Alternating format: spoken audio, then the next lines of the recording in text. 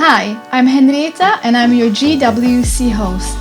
On today's episode, Sam Johnson, the business owner at Soap Mhor, discusses the limitations to new business growth, access to information, and local collaboration. Sam is a very strong-minded individual, unstoppable when she puts her mind to something. Don't miss this very real, honest, and authentic interview with someone who were able to start the same business twice. Welcome, Sam Johnson. Sam, thank you so much for accepting the invite. Really appreciate you coming on. I know you from dealing with you through my current company, and I really love to have you here because I love what you're doing and I see the passion, and I just couldn't wait for you to come on and share that with our listeners. But before we will talk about the business you are running just now, I would like to find out just a little bit about yourself. Where are you from? What did you do before you started your current business? I come from the south coast of England originally. I was in the forces and ended up in Scotland. That's how I got up north of the border. Okay. I was in the Outer Hebrides for about 15 years and had a business out there that I ran and thoroughly enjoyed it. It was a lovely place, a lovely part of the world, a bit windy and a bit wet, but it was, it's an inspirational place to live. Yeah. And I left there a few years ago and came to Inverness. Tell me a little bit about the business you were running there. What was the business and what was the name of the business? And how that came about? Where was the first time that you thought, oh, I want to do this? And just tell me a little bit about The previous business was called the Outer Hebrides Soap Shack, Okay. which I've now learned never put the name of the place in your business, because if you move, that's it. So I changed completely. I was bought a soap making kit for a birthday present and quite enjoyed reading the instructions and making it all and fascinated by the process, and then thought, I wonder what else you can make and what else you can do with it, and started looking at how you make soap, the old-fashioned way, the traditional ways, all the different oils and how it affects the soap, the different qualities you get by using different oils. And that's how I started, just reading more and more and more, and then thought, I quite enjoy doing that. And actually, I was speaking to somebody from Business Gateway many years ago, and they said, that's a good business. It would make a brilliant business. There's no business here that does that kind of thing. So that's how it started. I never set out to start it as a business originally. Just a gift. Started a massive a birthday business. present many moons ago. Yes. Tell me, do you have, obviously to do that, you have to have some sort of creativity though as well? If it's something you enjoy, then you read about it and learn more, and then you kind of know how to create different things, different fragrances. It pulled me in and kind of grabbed hold of me and thought, I really want to learn more and more. I wouldn't say I'm necessarily creative. I think I've kind of taught myself how to create nice smells and things like that. Yeah. It's anybody could do it. It's just having the passion to do it. And when at this point you got this gift and you sort of gave in and you started learning and you were obviously more interested into making the soaps, what did you do? Did you have work at that point, or did you have all the time that you could sort of use and just throw yourself into making When soaps? I first started, I actually worked for the Royal Bank of Scotland. Okay. Wow. That's different. I was a customer assistant for Royal Bank of Scotland. Okay. I left that job and just really didn't do anything for a few months. Yeah. And then started looking at, so maybe this is something that I could actually do. This is going to be a probably tricky question. You don't have to answer if you don't want to ask everyone. Just because anybody who's starting up a business right now and is maybe watching, they are thinking, would it cost too much to set up this sort of business? And how did you fund that? Did you fund it yourself, or did you get a help or some sort of funding that was in place? Yeah, making skincare products, soap and skincare products is not a cheap business to get into. There is a lot of regulations that you have to adhere to. Every product has to be tested. So when I started with one product. And I actually did go to Business Gateway and get some funding. I got one product assessed, and then worked on another product and then got that one assessed. I think in the end, when I started actually selling, I only had maybe 6 products that I could sell legally, because you have to have the paperwork to back it up before you can sell it. So I had 6 products, and then on the back of that, when I earned enough money from selling those 6, I would then get another one done, and that's how it grew. When you were sort of thinking about, I could make this a business, once your passion was sort of growing and growing for this, did you have anyone around you telling you, don't go do it, it's a silly idea? Everybody. Really? Yes. How did you manage to sort of silence the voices and just be like, no, I want to do this and I can see a potential? Yeah, I think if you have a passion for it and you can see, actually, I can make this work, it also depends on what your classification of how well it works. Yeah. At the time where I was living, everything cost so much more to ship it out to the island. It cost so much to then ship the finished product off the island. So I was up against it, and I knew that it was going to be tough. But everybody was, don't do it. It's, you're going to get dragged in. You're going to lose so much money over it. But in the end, they kind of sat back and went, oh, no, actually, it is working. Yeah. And I think because I was very lucky when I was out there, because of where I was based, that in itself was a selling point. Yeah. So it did draw people to the product from all over the place. It even went to Japan. Oh, wow. So, yeah. And World Duty Free used to stock it. It was, it was a good business. It was hard work.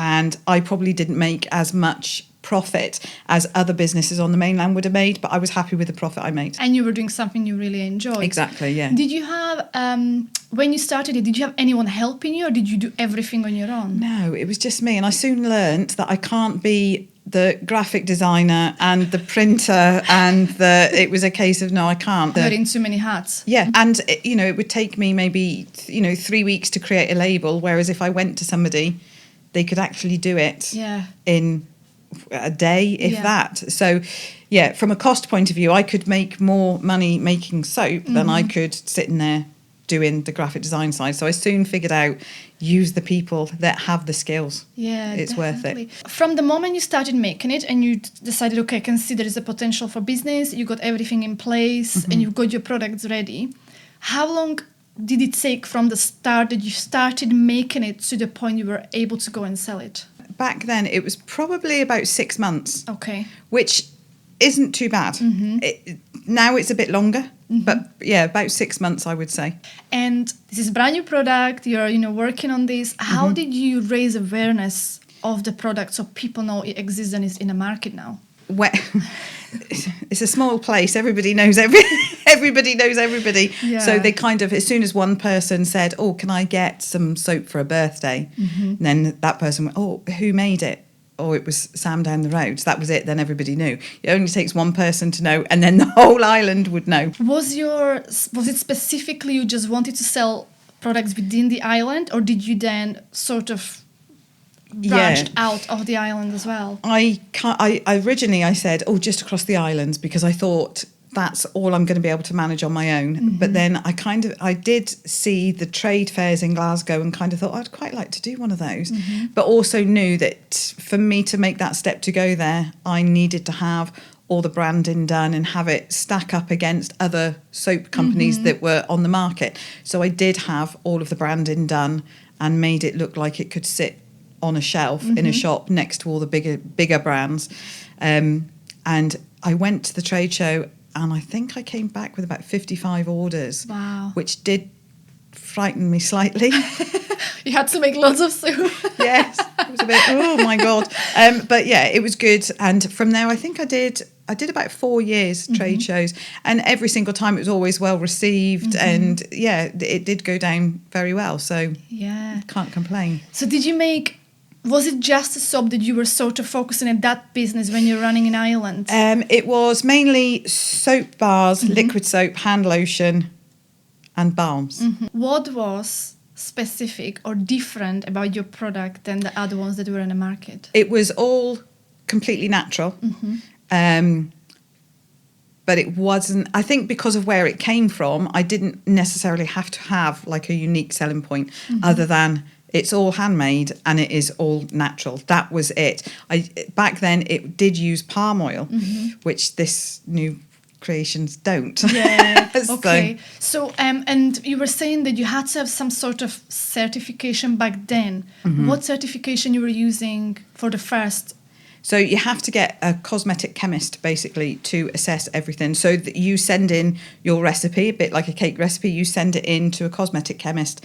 And if it is a bar of soap, then you don't need to send samples down. If it's a product that contains water, then you have to send samples down and they test it for bugs growing in it basically. So if it's just you can send us the recipe down, they'll come back, check that everything's in the legal limits of what you can use to go onto the skin, and then they'll issue you a certificate. You have to do like a good manufacturing process and all of that to go with it. I assume you were making the soaps at home. You didn't have some sort of a factory where you were just making these in the machines. How did that affect your ability to scale up and sell into more places and make more money? It was quite difficult at first. I was in a small 3-bedroomed house. The spare room was my office come workshop. Also, so was the kitchen.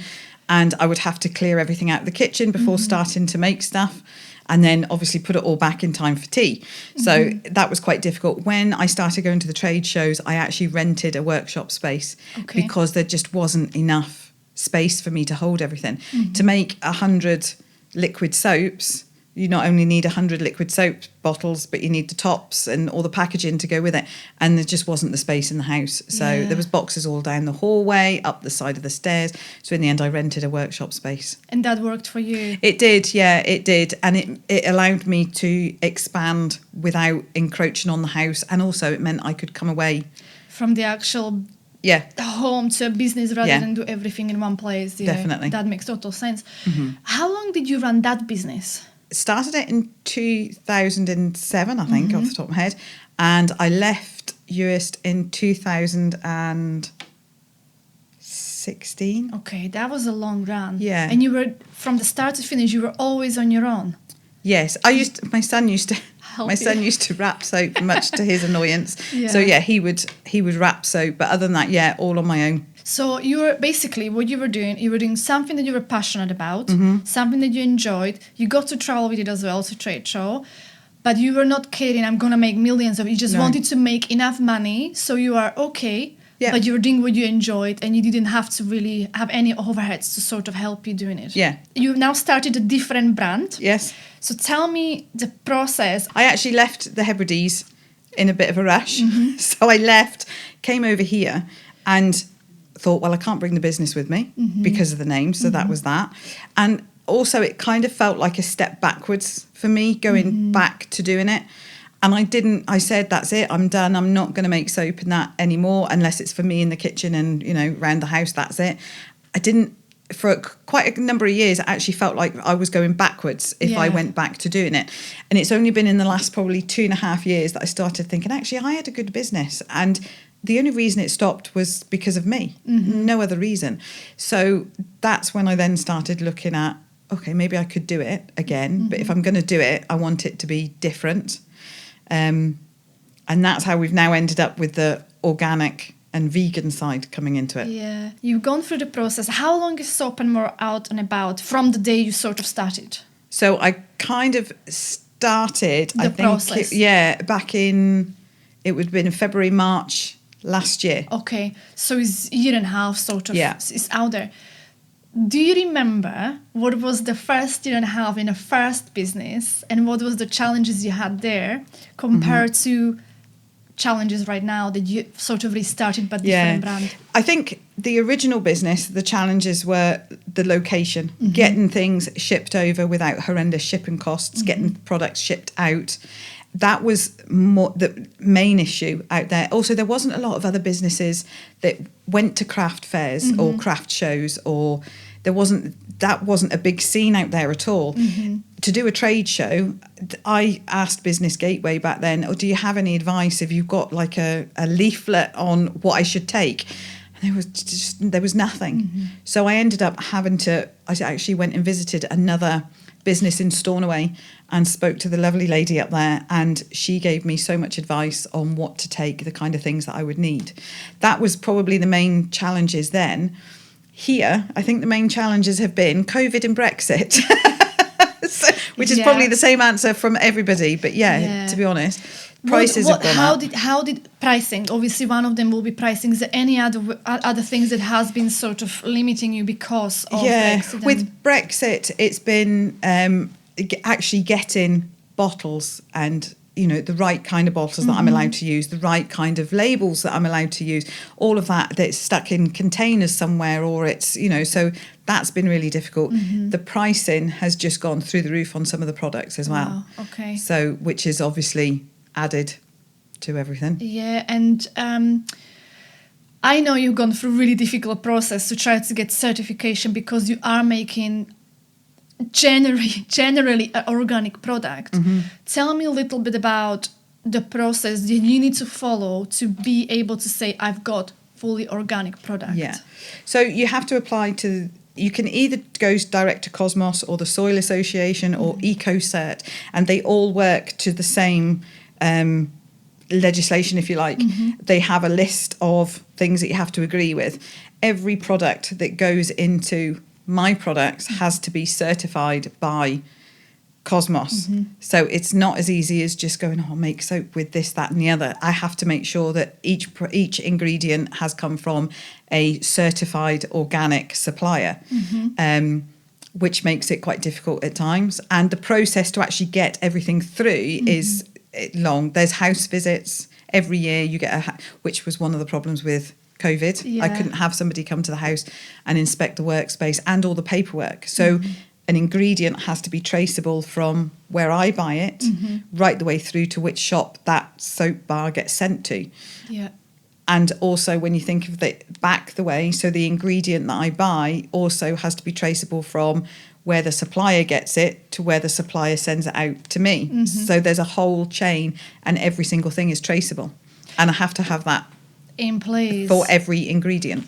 If, for example, me non-advisor, if I'm buying organic soap, how can I, as a potential consumer of your product, going in the shop and know for fact this is an organic product? Is it just Cosmos certification, or is there other ways that I can find out this is definitely organic product? The Cosmos certification logo would be on it, or Soil Association or EcoCert. They all have websites as well, and you'll be listed on there, or the product would be listed on there as a genuine certified product. Other than that, I don't think there's any other lists or anywhere else that you can get it from, to be honest. Yeah, so, this is probably good for anybody who's looking for organic only products. So they've got a little bit of clarity, what they're actually looking for, which is great. When you started working on Soap Mhor, what did you want to have with the brand? Because your brand is lovely, and it smells amazing, because I had the opportunity to smell it. What did you, when you were sort of starting up a new brand, in your mind, what did you want that brand to represent? I wanted it to be, not only be organic and vegan friendly, but also to kind of show that in every level. So not only in the ingredients that are used, but in the packaging that's used, the way the external packaging is recycled. So at every level there is some thought that goes into how the end product comes out, even down to the glue on the boxes being vegan friendly.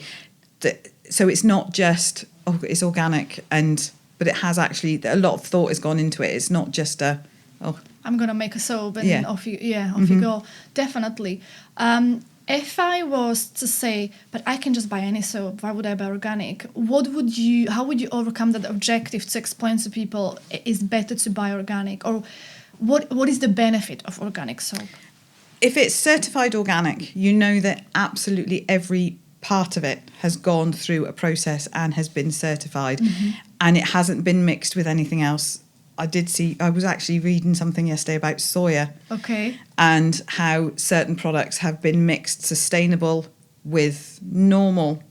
So, yes, you can buy something that says sustainable, but is it being mixed with something? At least you know when you buy something that has been certified, it is genuinely, it can't be mixed with anything else. You are getting exactly what you pay for. How are you raising awareness of this brand now? At the moment, through social media, mainly. Yeah, mainly social media. I haven't really done a lot of advertising or anything like that. Social media, like Instagram, Facebook, which is a bit of a dark art for me, but I'm learning. You're getting there. Listen, this is not a bad answer. I don't want to definitely make you feel bad you're only doing social media. This is really, this has been a process for you. You were doing this during a COVID, during pandemic times, and I know you were waiting for your certification. Was it near enough 6 or 8 months? Yeah. So it took a time before you could even actually go out there. Yeah. And the reason I wanted you to come today, I wanted to also promote your products because I think it's a great product. I think you're lovely. I think Thank you. you have you are doing it for the right reasons. So that's why I wanted to, to help you a little bit. And again, we will be using it for social media. So there's nothing wrong with social media at all. But you do have a website that people can also find your products as well. Yes.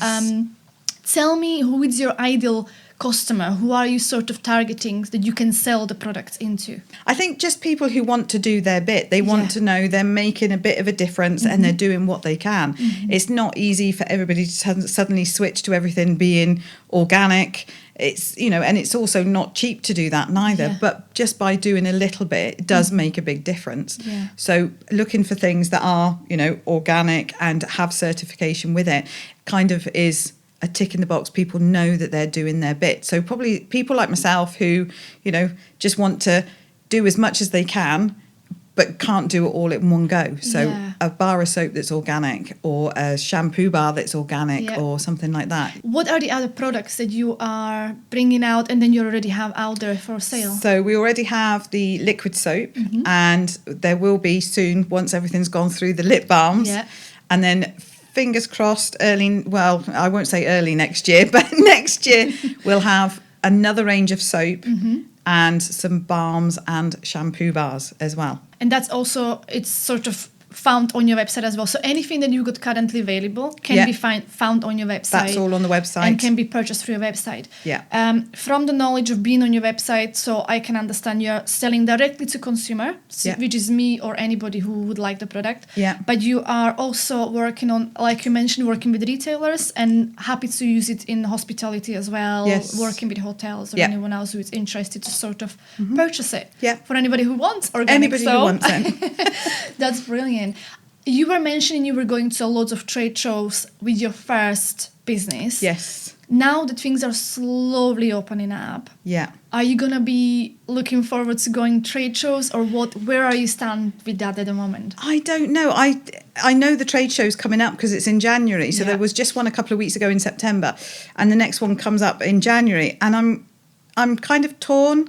Part of me wants to go, and then part of me kind of goes, maybe give it another year, but then will I kick myself if I miss it? I don't know. I think at the minute, because I'm so busy between now and Christmas, I don't think I want to make a decision. I'll maybe just make a snap decision at the beginning of January to see how I go. The thing with the January one is the orders that you get to put out don't normally go out till April time anyway, so there's enough time to suddenly go, right, that's what I'm going to do. I want to ask you just the basic questions that people would probably ask you again, because you've done this once and then you do it the second time. Did you fund the business again yourself, or did you manage to get funding and help again? So last time I did get some funding from Business Gateway. This time I funded it myself, which I like the fact that there's nobody else that has that kind of control over it. Whereas before, Business Gateway were absolutely brilliant and I can't fault them at all. But I also felt like there was an expectation. And so the fact that I've done it myself, Do you feel like when you're sort of almost like under spotlight, that you've got accountability and you have to sort of a little bit of pressure, I guess? Yeah, a wee bit. I mean, everything that they did and the business advice that they gave was fantastic. But this time, I think doing it on my own, I remember the things that I did wrong last time. So I've kind of gone, right, okay, no, I did that last time. I'm not doing that again. So I did before go down so many blind alleyways. It might have taken me a fortnight to get back out before I then got back on the straight and narrow again. So this time it's been nice to go, oh, no, I remember looking at that before. Didn't work then, not going to do it again now. So that's not to say I might revisit it and try it again. But at the moment, just learning by what I did before. What do you think was the common mistake that you made in a business last time around to what you're making now, and you think, oh, I've done that last time. Why have I done it again? There's probably lots. tell me. This is what we want to hear. Yeah, I do remember last time I would go onto a lot of forums and YouTube and watch lots of whether it be soap making things or business forums, and some of them haven't even got businesses themselves, but I would take on that advice and think, right, that's what I've got to do. I've got to do it that way. But in actual fact, no, I didn't need to do it that way. It was kind of, just getting distracted by maybe the wrong people. And they probably didn't mean it in any badness. It was just listening to the wrong people and not necessarily listening to the right people. Was there any other mistake that you felt that you've made along the way? Not number crunching enough. Not looking at my figures well enough. Thinking I had everything written down and, but in actual fact, not. But, we had this chat before. I think because you know the business quite well and you are not scaling it up to the point that you're going to, at one point go bust or something. You are doing it to the scale you can. You are making as much as the orders are coming through. And, that's all you need to know for now, I guess. But, give yourself some credit because you did tell me you are part of the RBS Accelerating Business group that they are sort of trying to help you. Tell me how that resource helps you or guides you in a business. It does make me look at the business as a business because when I'm that close to it, to me, it's something that I love doing. So yes, it's a hobby, but it's also, what pays the bills at the end of the day. So they do make you look at it from a business point of view. They do make you accountable. They do make you set goals. So all of those things that I'm not really that good on, it does force me to do that and look at it with a business hat. There's also so much help. There's an app that you can go into and it has little bite-sized pieces so you can talk to another maker, or there'll be a video on how to set up a spreadsheet or how to basic things, but stuff that you don't know when you first start a business. This is my second business and some of the stuff I still don't know. And every month you have a meeting that makes you accountable and a manager will sit there and go through everything. It's all done online, and it's a free. It's free. It's just, there is so much information that is freely available to people. And I'd be daft not to do it. Do you find Highlands obviously has been much better for your business because you're not as restricted? Is there anything, or are there resources that you feel that are missing here for business owners that are starting up? I think for startup businesses, it can be quite, there's a lot of information, but it's kind of spread far and wide. There isn't one, particular place to go to. Like a portal where you can go and find all the information. Yes, you've got the Chamber of Commerce, and yes, you've got Business Gateway and all of these things, but they're all separate. And you talk to one person and tell you to go to somewhere else, and it can take so long to get through all of that, system. It would be good if it was all centralised. If you were a new business, could put your hand up and say, I'm a new business, I don't quite know where to start. And somebody work with you. There's lots of, no advice is bad advice. It's just probably the wrong time that you don't need that bit of advice. But there is so many knowledgeable people up here that, it would be good if there was somewhere to tap into all of that. I love that because that's what I'm trying to achieve. So it's like a music to my ears. But, similarly to you and any business owner, when you're starting up something, you sometimes question whether it's a good idea, is this going to work? And similarly to what you said, that's what I found, that, I would have lots of clients who are starting up a business or anyone I already know that is in business saying, I don't know where the funding is, or I don't know where I find the grant, or how to actually fill up the paperwork. It takes me ages and help with all of these sort of things. Or I don't know who it's good to help me with the content for my website. All of these things, you have to then go and search each time. That takes time that you don't have. That if it is in one place, it would really help. So I'm working on it. I'm working on it. Before we get back to our interview, I would like to tell you about today's sponsor, iSight Limited. iSight Limited specializes in CCTV systems, smart home technology, audio, video installations, networking, and Wi-Fi. They continuously research improvements on current products and new technologies, allowing them to advise you on best solutions and options for your requirements. They recently opened a showroom located at 50 Seafield Road in Inverness, where you can experience the products live, have a nice cup of coffee, and discuss your requirements with their friendly team. Thank you, Eyesight, for sponsoring this episode. Now back to the interview. Sam, I think just the fact that you're working from home, it's probably challenging, but you manage. How do you find the process of making soap at home?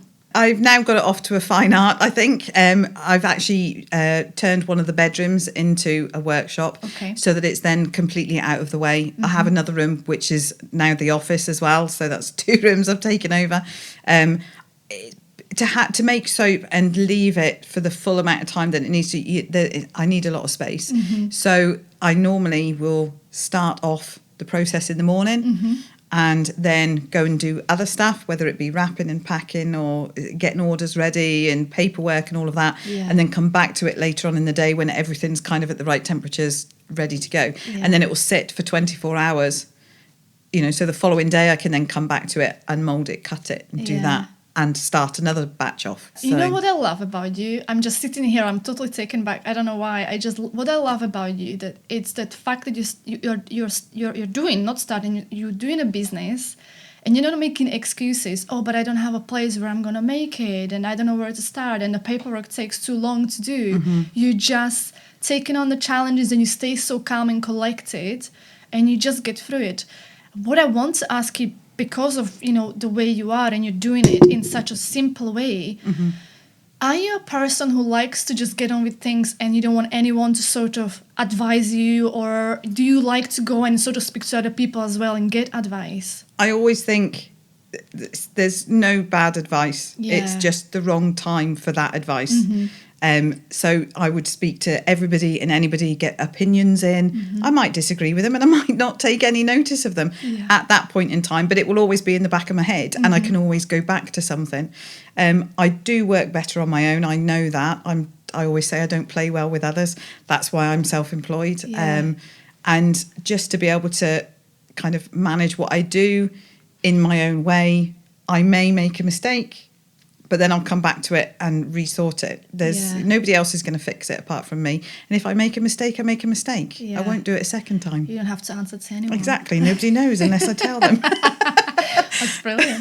Tell me, you were saying that, in your previous business that you have had, I find this word so hard to actually pronounce. Hebrides Islands. You were saying there was quite a tiny community, and that really helped you because one person got it, just start spreading a word, and that really helped. Do you find Highlands are similar in this way, or do you find a big difference? I think between business people promote other business people. I do think that getting the word out to everybody else is quite difficult. There's a lot of businesses that aren't local businesses and they don't want to interact with local businesses. So there is a kind of a clear distinction. I find I may be completely wrong in that, but I would like to be proved wrong, to be honest. Yeah, that's your experience. Yeah. Do you, have you ever managed to go, obviously this will be prior COVID because this is not happening right now, everything is online still.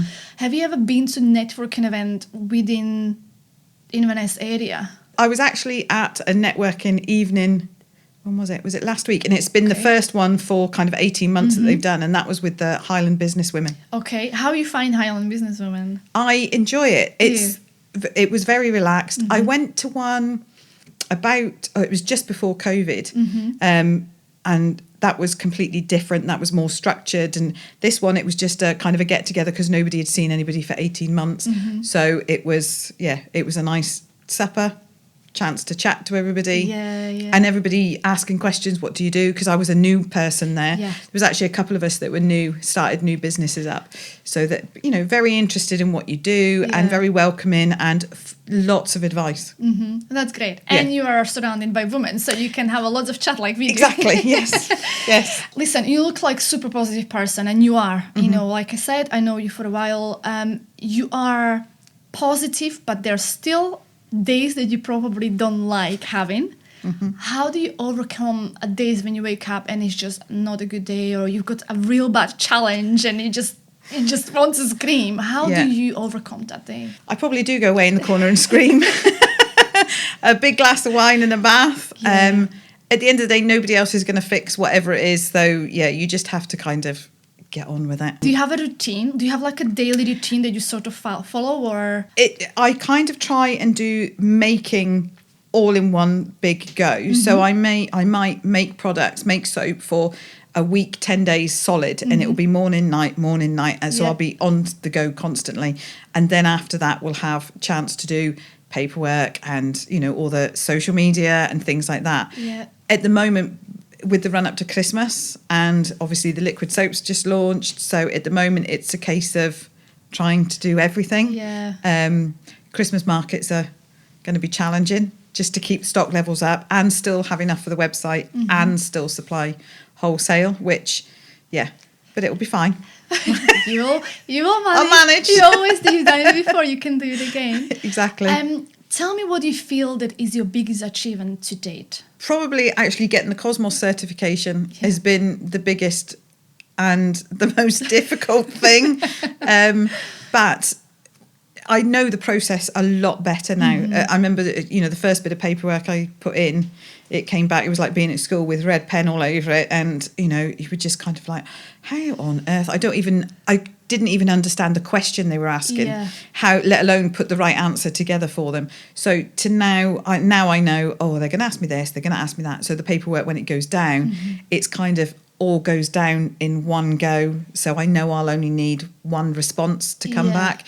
It's a long, slow process. So the more information that I can get down in one go, the better. Actually, you know, you leading me on a question with the Cosmos. I just want to clarify. With Cosmos, when you get the certification on your product in the first place, and they know what you're using, what the ingredients have been used, do you have to do it annually, or is it once it's done, it's done? No, so every year your license is renewed. So I have a trading schedule with Cosmos, and it will list all the products that I am that have been put through the licensing process, and any wholesaler or retailer can go onto their website and look at all the products, so they're there for everybody to see. But every year you have to renew your license, go through the inspection and go through.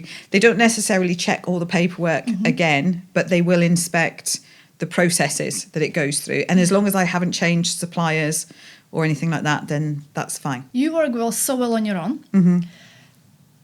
Which is not everybody's case, but I think you're actually quite lucky in that way, because you obviously now have to discipline yourself, what needs to be done, you know, stay positive, stay on track, and just dealing with your own challenges.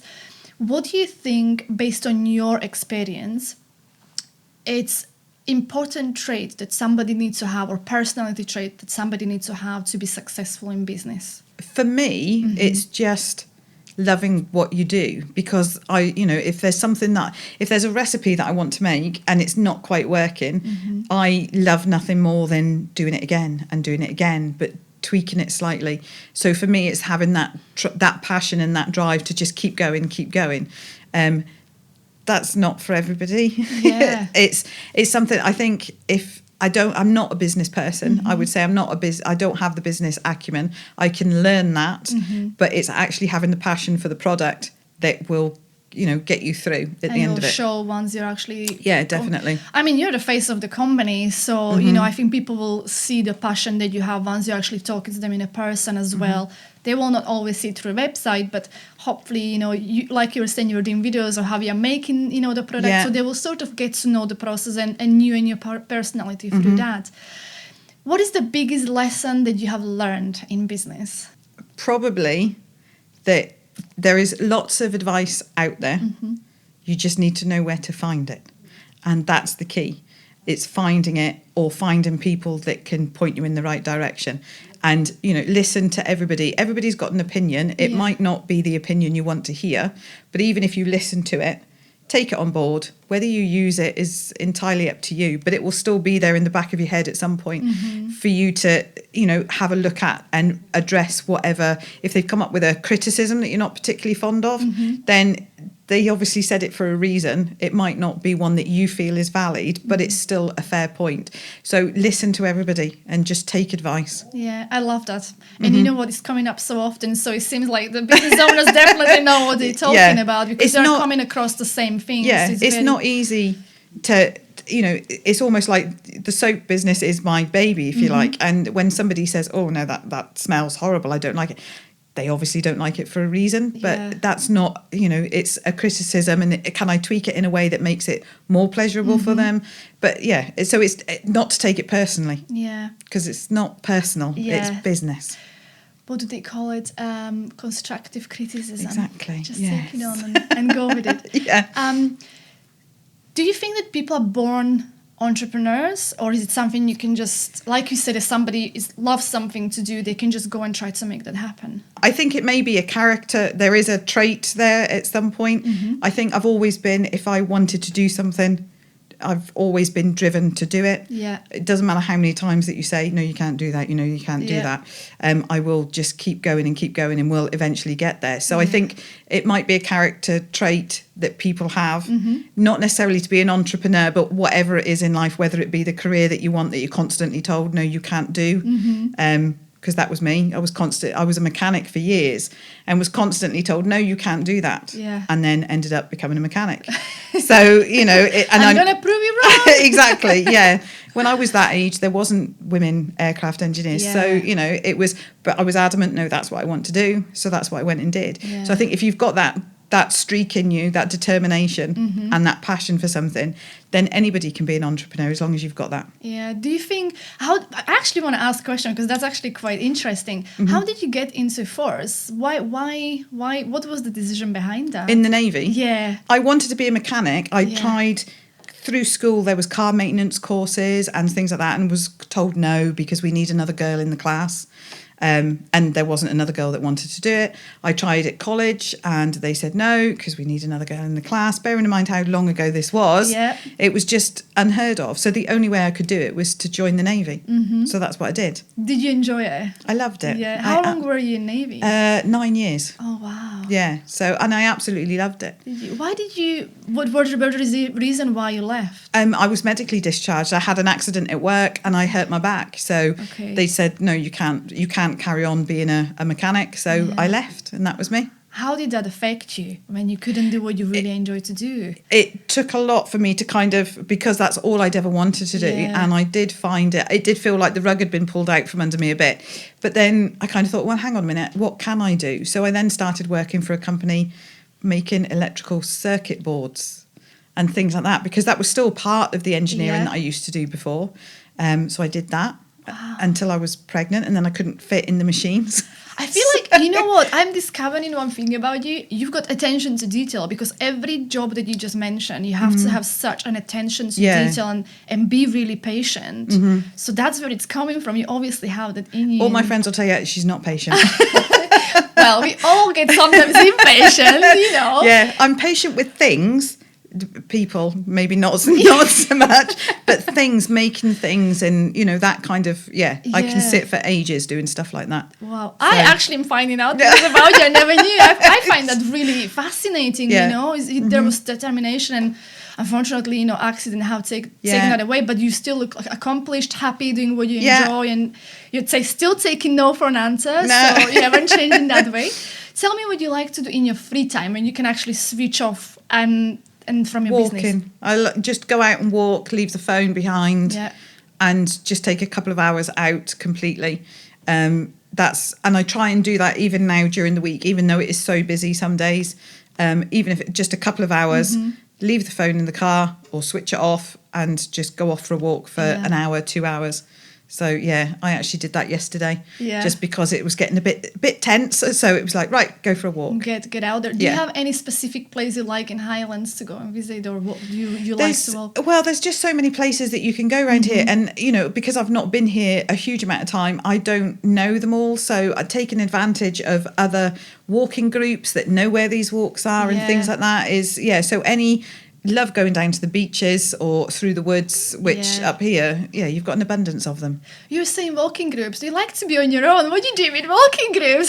Because I don't know people. I like to get to know people. Yeah, definitely. And there's so many people that I've met through walking groups that I think is, and they're all fascinating, all from completely different backgrounds.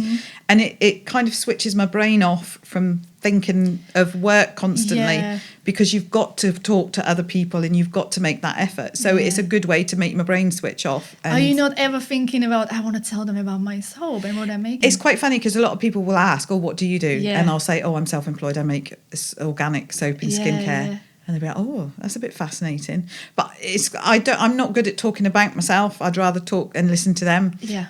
But yeah, they always ask. I would love to talk to you for ages and for hours. But I want to say thank you so much for being so open. And you've been really honest in your answers, and I really appreciate that. And it does definitely add value to the listener, when people are truly honest and authentic in how they are and who they are. And it will show, and people will love you for that. Thank you so much. Tell us where people can find you if they are looking for a beautiful organic products. So we're on the internet, so www.soapandmhor.com, on Facebook, Instagram, and I think that's it on social media. You're on LinkedIn as well. I'm on LinkedIn. Don't hide from LinkedIn. People can find me on LinkedIn. I know, I too. can't find me on LinkedIn. It's okay. We will definitely put a link to your social media and your Perfect. website as well, so people can find you. Lovely. So thank you so much, Sam. I really Thank you. appreciate your time. And until next time, grow your business with confidence.